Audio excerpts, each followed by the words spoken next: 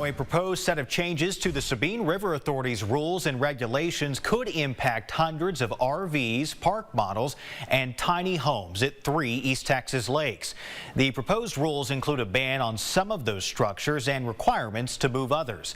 KLTV7's JD Conti has more tonight on the potential consequences. They're taking this away. It's gone. Robert Nicholson has been coming to his RV park at Lake Fork for 21 years. We had planned on being here another 20 years.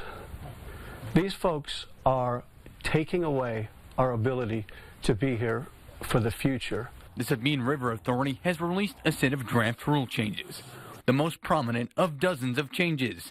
The proposed ban of park model RVs, like Robert's, and tiny homes. We have no idea why they're doing this. That's where Troy Henry, the regional manager for the River Authority's Upper Basin, comes in. Everything in this pink line that you see is the Sabine Basin watershed. The proposed changes would affect Lake Fork, Lake Tawakoni, and Toledo Bend Reservoir. Henry says the amount of park models has dramatically increased over the past few years. The biggest problem, he says, is that they aren't readily movable in case of weather events.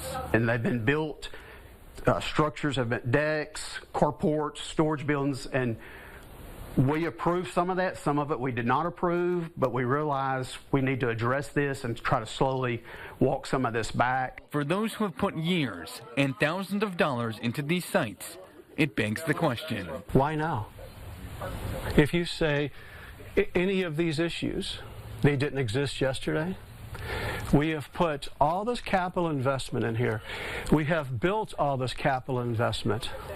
Even if I pull it out, I'm going to lose a $15,000 deck that I paid for. The River Authority is looking at safety changes as well. The proposal would also require RVs to be 25 feet apart. We actually had a fire several years ago where multiple RVs actually caught on fire before the responders could get in there. A proposal that could mean big impacts on small communities. You're going to see less campers, which reduces money, which reduces the economic inflow in this community. If the rules are passed, the park model and tiny homeowners would have until December 31st, 2030 to leave SRA property. The SRA could grandfather in existing properties, allowing them to stay.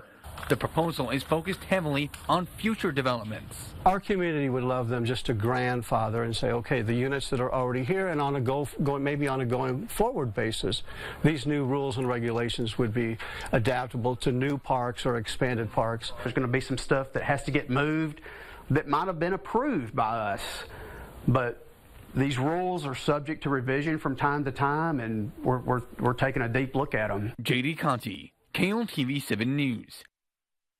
And the Sabine River Authority is accepting public comments through the 13th of December. On your screen, you'll find the mailing address, also an email address. No public meetings have been scheduled just yet, but Henry does say there will be one before the final rules are approved.